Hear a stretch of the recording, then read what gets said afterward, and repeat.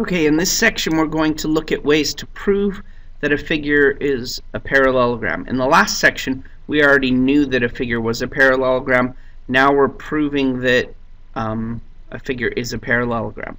So in this case, if we look at this problem, we know that line L is parallel to line DC, and we want to know if AB and DC and L are all parallel. Well, if we look at this figure right here, it looks like a parallelogram, and one of our properties was that opposite sides are congruent. If you notice, AB and DC are congruent, also AD and BC are congruent.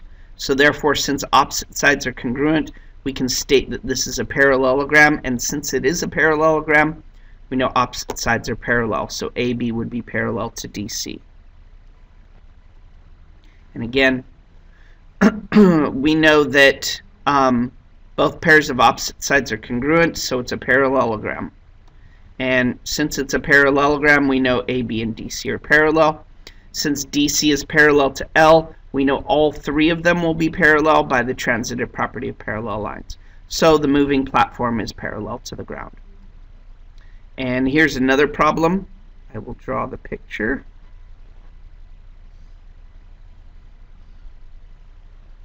And just as long as it matches pretty closely to what it's supposed to be, I'll put the W here, X here, Y here, and Z here. We know W is 42 degrees, X is 138, Y is 42, and we want to know what angle Z is. So what we do is we say the measure of angle Z plus 42 plus 138 plus 42, and since we know that from that corollary we know that the sum of the angles in a quadrilateral is equal to 360, we can just write 360. Also remember, if I cut this in half, we'd have two triangles of 180, which would give us the 360. Adding all these together, we'd get the measure of angle Z plus, let me add these real quick on my calculator, 222 is equal to 360. We're going to subtract 222 from both sides.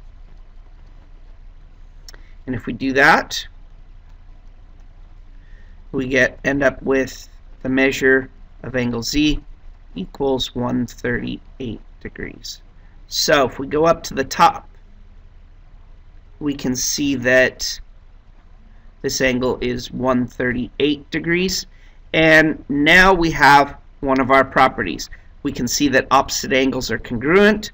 Since opposite angles are congruent, we can state that the figure WXYZ is a parallelogram.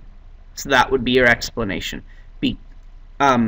If opposite sides are congruent, or opposite angles are congruent, then it's a parallelogram. That would be your reason.